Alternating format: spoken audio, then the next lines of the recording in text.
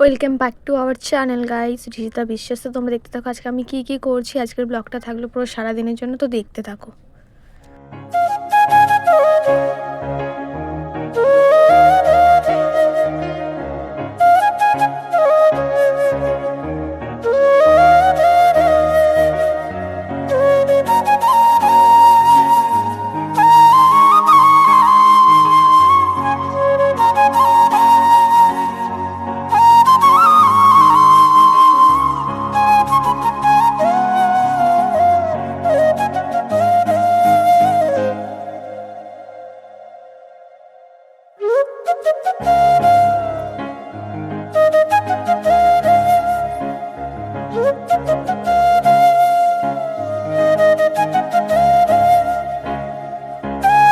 গোছানো পুরো কমপ্লিট, আর ঘর তো গোছানো কমপ্লিটই। তো এরপর চা খাবো, তখন আমি কেকটা আবার নেবো, তখন বাইরে ডিম টোস্ট করবো, ওটাও তোমাদেরকে আমি শেয়ার করবো। তো চা পাউরুটিটা রাখুন, এটা দিয়ে এখন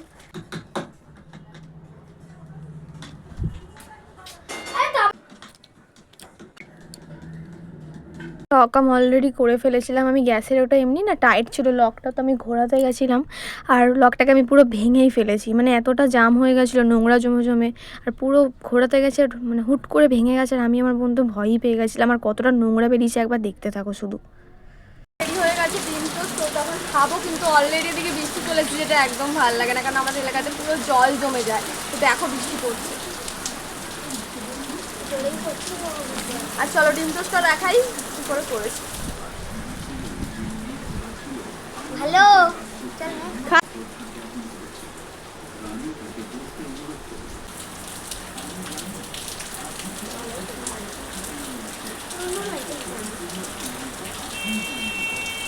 যাই হোক, তো এখন রান্না করব। তো কি রান্না করছি, কেমন করছি, এটা তুমি শেয়ার করো। আমিও স্নান করবো, কিন্তু আমি রান্না করার পর স্নান করবো। তোমরা দেখতে পাবো। আর মশলাও কেটে নিয়েছি, কড়াইও বসিয়ে দিয়েছি। তো তোমরা দেখতে থাকো আমি কিভাবে রান্না করছি। খাওয়ার টাইমে আবার দেখা হচ্ছে। তো দেখো রান্না নিয়েছি টমেটো, আলু, এখানে কড়াই বসাচ্ছি। বাড়িতে আছি তো কি হয়েছে, আমাকে শ্বশুরবাড়ি থেকে অলরেডি খাবার পাঠিয়ে দিয়েছে। যা যা রান্না হয়েছিল সবই আমাকে পাঠিয়েছে। চলো দেখি ওরা কি পাঠিয়েছে। ও প্রথমেই তালের বড়া পাঠিয়েছে, তারপর 2 রকম তরকারি পাঠিয়েছিল। তো একটা ছিল চিংড়ি মাছ দিয়ে হলো কচুর শাক, আর একটা ছিল হলো ভোলা মাছের হয়তো কষা বা কিছু, আমি ঠিক জানি না, কারণ আমি সব মাছ খাইও না। তো আমি এটা মা বাবার জন্য রেখে দিয়েছিলাম। আর আমি আমার বোন কচুর শাক আর নানান রকম তরকারি হয়েও ছিল, যেটা ভিডিওতে তোমরা দেখতেই পেয়েছো অলরেডি। তো দেখতে পাবেও তারা কিছুক্ষণ আগে। তো এই যে এগুলো হয়েছিল, আলু ভাজা, ডিম, তারপর 2 রকমের মাছ হয়েছিল, একটা কাটা পোনা, একটা তো এবার এদি পাঠিয়েছে। তার সাথে ছিল কচুর শাক, 2 রকমের শাকও ছিল, আরও 2 রকম শাক ছিল, সাথে ছিল মাংস, আর সাথে ছিল ডিমের ঝোল, আমি যেটা গরম গরম করেছিলাম, আর 2 রকমের শাক ছিল। তো এবার দেখতে থাকো। বললাম না কত কিছু রান্না হয়েছে, একবার দেখো কত কিছুভাবে রান্না হয়েছে। আমরা তো অবাকই হয়ে গেছিলাম, 10 রকমের পদ রান্না হয়েছিল। তারপর আমরা গরম ভাতও খেয়ে নিয়েছিলাম। তারপর দুপুরবেলা আমি আমার বোন মিলে দুজনে অনেক দিন পর খেলাম। যাই হোক, এখন ভাবলে এগুলো মনই খারাপ হয়। আগে আমরা খুব মানে একসাথে খেতাম, ও আমাকে ছাড়া একদমই খেত না, আমি ওকে ছাড়া খেতাম না। তারপর খেতেও বসে পড়লাম। তারপর এমনকি আমরা একটু ঘুমিয়েছিলাম, যেটা দুপুর মানে না ঘুমালেই নয় ওরকম একটা ব্যাপার। আমরা রোজই ঘুমাতাম, ছোট্ট থেকে আমার মানে অভ্যাস যে আমি দুপুরে একটু না ঘুমালে আমি থাকতে পারবো না। দুজনে, ও তো ঘুমাইনি, পাশ থেকে একটু ঢং করছে। যাই হোক, তারপর অর্পণা চলে এসেছিলো চা নিয়ে। তারপর আমরা 3 জন আবার চা খেলাম বসে। আমি এখানে আছি তো কী হয়েছে, আমার ঠিক টাইম টু টাইম যা যা আমি খাই সব চলে আসছে। আর চা খেলাম, আর রাতে বাড়িও চলে এসেছিলাম আমি। তো একবার ঘরগুলোর অবস্থা একবার দেখো তোমরা, তারপর আমি আবার রিপিটে দেখাবো যে আমি গোছানোর পর কেমন লাগছিল। শুধু একবার দেখো ঘরটার অবস্থা।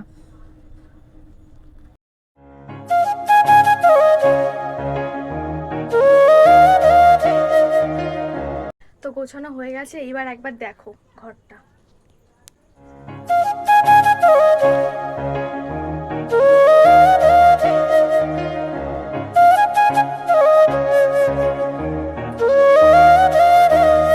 রান্না করার জন্য আমরা দোকানে চলে আসলাম, তার আগে মাংস নিয়ে চলে এসেছিলাম। আর এখন দেখো মাংসটা হয়ে গেছে, আমি ক্লিপ এগুলো নিতে পারিনি। অর্পণের কি ভালো লাগে মাংস আর লুচি। তো এখন আমরা যাচ্ছিলাম মেজ দিদির কেক কাটাতে, তাও আগে ও লুচিটা একটু মাংস খেয়ে নিয়েছে। তো চলো কেক কাটাই গিয়ে চলেও এসেছি এমনকি।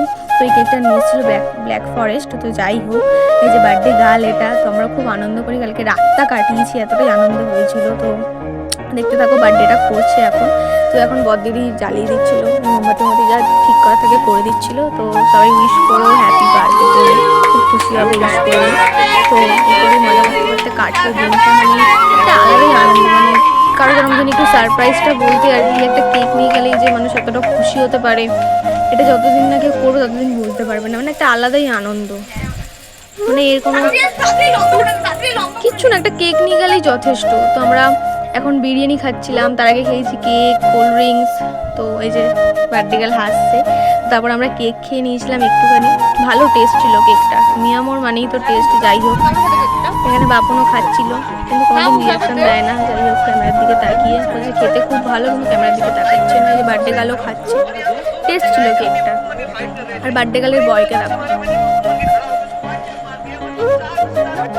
তারপর কোল্ড ড্রিঙ্কস খেয়ে এবার ঘটনাটা ঘটবে, এই ঘটনাটা একবার দেখো, ঠিক আছে? কি হলো আমি তো বুঝতেই পারলাম না, তোমরা বুঝতে পারলে আমাকে কমেন্টে জানিও। আর এখানেও ব্লগ বানাচ্ছিল আমাকে দেখেই, এটা আলাদাই আনন্দ, মানে ভালো লাগে এরকম জিনিসগুলো খুব। তারপর আমরা রাতে একটু মানে বসে গল্পও করছিলাম, অনেকক্ষণ গল্প করার পর খেলাম বিরিয়ানি। আমাদের নতুন একটা দোকানে খুলেছে বিরিয়ানি, তো ওইখান থেকে এই প্লেটগুলো সবার জন্য আনা হয়েছিল, এক প্লেট করে। মোটামুটি, মানে খুব একটা ভালো না আবার খুব একটা খারাপ না, কিন্তু মোটামুটি খেতে টেস্ট আছে খাওয়ার জন্য। তো আমরা রাতে ওটাই খেয়ে, আমি এক প্লেট দিয়ে আমরা দুজন খেয়েছি, কারণ আমি গোটা প্লেট একদমই খেতে পারি না, আর বাপনও খেতে পারে না। তারপরও বড়দিদি আর একটু দিয়েছিল তার মাঝে। তো এখন আমরা বাড়ির দিকে যাচ্ছি, সবাইকে গুড নাইট। আর আমার ভিডিও যদি কারোর ভালো লেগে থাকে অবশ্যই সাবস্ক্রাইব করে দিও। আর এখানে মেজদি দেখাচ্ছিল যে মেজদির হাজবেন্ডের জন্য যে খাবারটা নিয়ে যাচ্ছে, ওটাকেই দেখাচ্ছিল। তো সবাইকে গুড নাইট, শুয়ে পড়ো। আর দেখা হচ্ছে কালকে একটা নতুন ব্লগে। তো অবশ্যই সাবস্ক্রাইব করে দিও, চ্যানেলটা ভালো লাগলে একটা লাইক তো করেই দিও। আর দেখতে থাকো এবার ব্লগটা।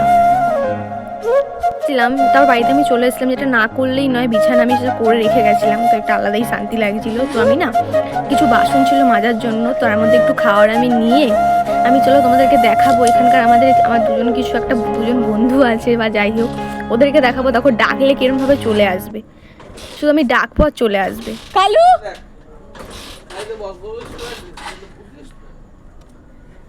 আমি একবার ডাকলাম, এক ডাকেই চলে আসলো, কেন ডাকলেই চলে আসে, মানে এতটা ভালোবাসে। আমি রেগুলার খাওয়ার সকালে দুপুরে যখনই আমরা যেটা খাই তখনই ওদেরকে ডেকে এগুলো দিই। আর এই কটা বাসন ছিল। তো দেখা হচ্ছে কালকের ব্লগে। Good night, bye bye, subscribe করে দিও চ্যানেলটা।